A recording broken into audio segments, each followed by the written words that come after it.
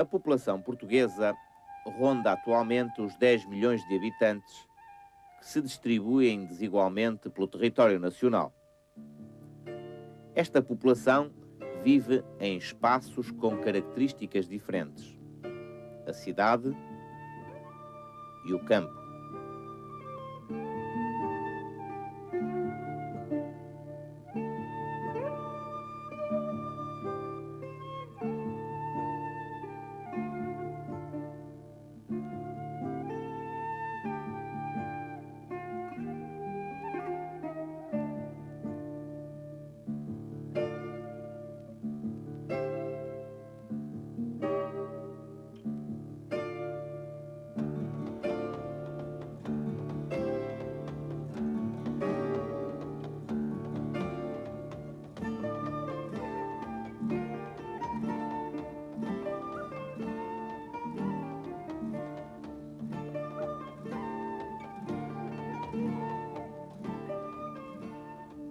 As cidades, ao contrário do que podemos observar no campo, caracterizam-se pela concentração das casas, pela altura dos edifícios, pelo tipo de serviços que presta aos seus habitantes.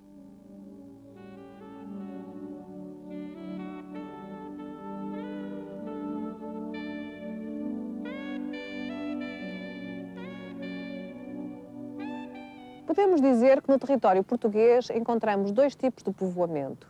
O povoamento urbano, onde há grandes aglomerados populacionais, com uma grande concentração de habitações, e o povoamento rural, em que as casas aparecem disseminadas pelos campos e onde as populações exercem atividades fundamentalmente ligadas à terra.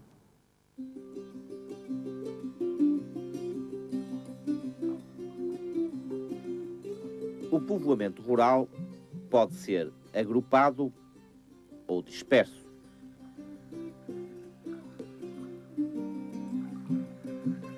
É disperso quando as casas aparecem isoladas ou em pequenos grupos, espalhados ao acaso, como nas regiões úmidas do litoral a norte do Mondego e no arquipélago da Madeira. Em alguns casos, este tipo de povoamento adquire formas muito interessantes, aparecendo as casas ao longo das vias de comunicação, como em algumas regiões do litoral norte e nos Açores. O povoamento rural é agrupado quando as casas constituem núcleos mais ou menos distantes uns dos outros, como é o caso das zonas interiores de Trás-os-Montes e Alentejo. As casas tradicionais do norte eram construídas de granito ou xisto, com telhados muito inclinados devido à abundância de chuvas. Tinham 2 pisos, sendo o do resto do chão reservado aos animais e alfaias agrícolas, enquanto o primeiro andar era reservado à habitação.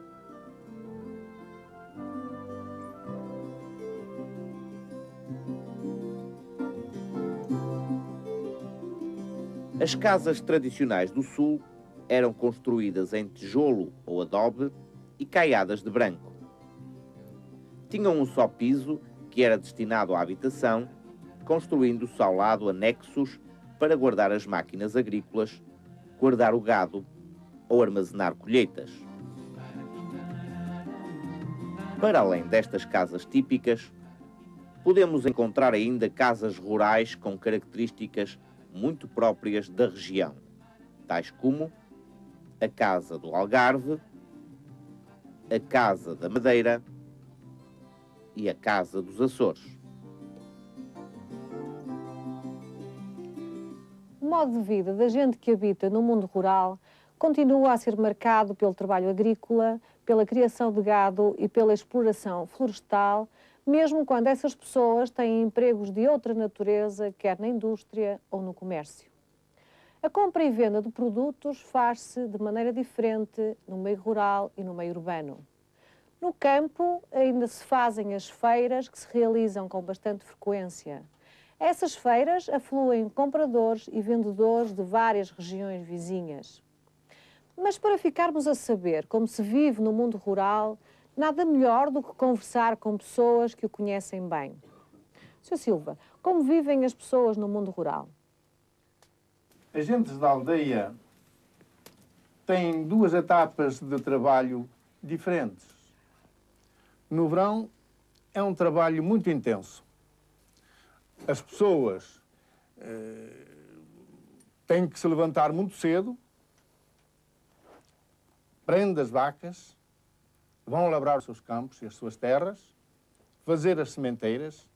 Há pessoas que são poucas numa casa, muitas vezes não podem fazer o trabalho sozinhas, fazem até uma troca com os outros vizinhos e hoje aqueles vêm ajudar a estes. Amanhã estes vão ajudar aqueles. E assim fazem os seus trabalhos de verão, as suas sementeiras e as suas ceifas e os seus trabalhos agrícolas. De inverno, até costuma dizer-se, são as férias do lavrador. Isabel, os jovens daqui destas zonas, portanto, no mundo rural, como é que eles se divertem? Olha, os mais novos, eu ia dizer que se divertem já com qualquer outra gente jovem, sem ser da aldeia. Porque, pronto, têm os seus meios de transporte, vão até à vila, vão até às discotecas, encontram-se. Portanto, a nível dos 4 concelhos, como disse, e não só, pois vão até ao Porto, vão ao futebol. Portanto, é gente que já entra e sai e que se sente bem em qualquer situação. Temos bastante romarias, temos muitas romarias, pois temos o São Macário, temos a Senhora da Laje, temos a Senhora da Saúde, temos o São Bartolomeu, que são aqui todas muito próximo de nós. E é claro, as famílias chegam à festa, os mais velhos vão logo direitinhos à capela, rezar as suas orações, dizer as suas orações, cumprir as suas promessas, dar as suas molas ao santo e no final vai tudo comer a merenda e depois, no fim da merenda, aprecia-se a festa no arraial. Os mais novos, esses, às vezes, levam na sua ideia outras promessas. É ter com as raparigas e a ver se arranjam uma namoradita. Mas as pessoas também têm que se alimentar de outros produtos e têm que se vestir. Como é que as pessoas do mundo rural fazem? O comércio maior é a feira de Manhoce, em que todas as povoações se juntam e vai tudo à feira de Manhoce. E nessa feira compram, vendem pouco, especialmente vendem só coelhos, levam os coelhos para a feira, que criam em casa, levam feijão, que lhe sobra da sua alimentação, e pouco mais vendem. Mas compram, é tudo aquilo que precisam na feira. Eles compram e já fazem a provisão para um mês. Porque à feira vem de tudo. Vem carne, vem roupas, vem sapatos, vem tudo.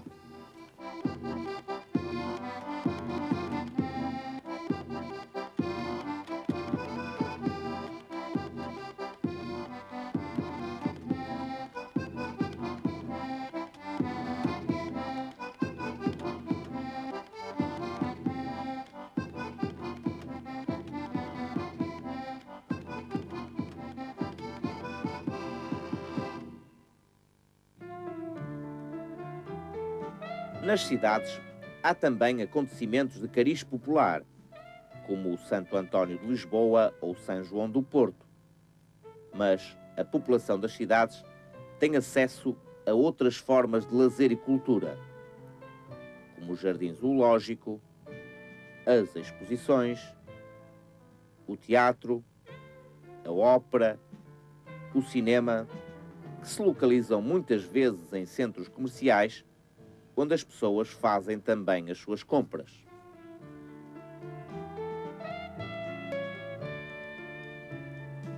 Quem vive na cidade tem ainda acesso aos grandes hipermercados, onde podem adquirir todo o tipo de produtos de que necessitam.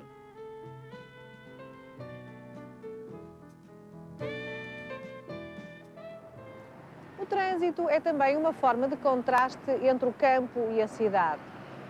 Enquanto que no meio rural há pouco trânsito, nas cidades, pelo contrário, ele é muito intenso.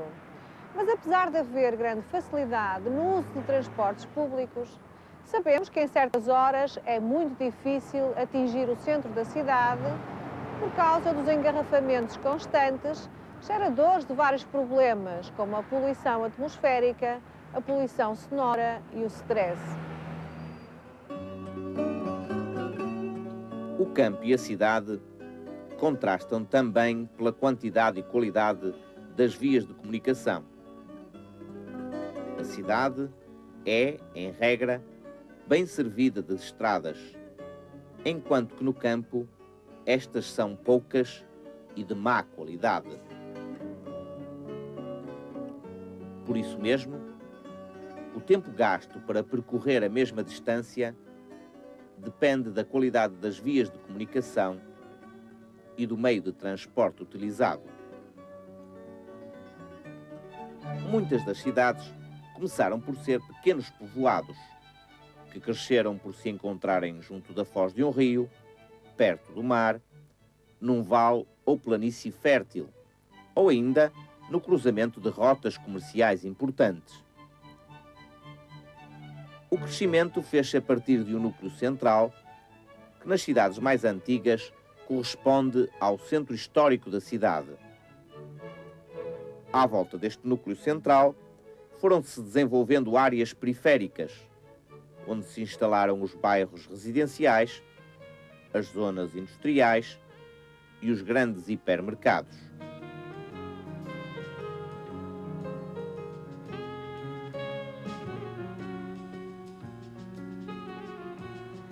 Quando estas povoações têm mais de 10.000 habitantes, passam a considerar-se centros urbanos. Em Portugal continental, os centros urbanos localizam-se no litoral. É aí que se situam as duas grandes cidades de Lisboa e do Porto. Estas duas cidades estão rodeadas por outras mais pequenas, que no seu conjunto são designados por Grande Lisboa e Grande Porto. Na Madeira e nos Açores, as cidades de maiores dimensões são as do Funchal e Ponta Delgada, respectivamente. A população urbana ocupa-se preferencialmente no comércio, serviços administrativos, saúde, transportes e indústria. O centro da cidade é o local onde se concentram as lojas especializadas, os escritórios, as sedes das firmas, os consultórios, os bancos, as repartições públicas. Dos contrastes entre a cidade e o campo, surgem também problemas diferentes para os que habitam no meio rural e no meio urbano. Nas cidades, com grande densidade populacional, o trânsito, a poluição, as barracas e a violência são outros problemas graves que afetam a qualidade de vida de quem vive nos centros urbanos. Muitos dos que vivem na cidade invejam os que vivem na aldeia. Falam da tranquilidade, do sossego, do contacto com a natureza.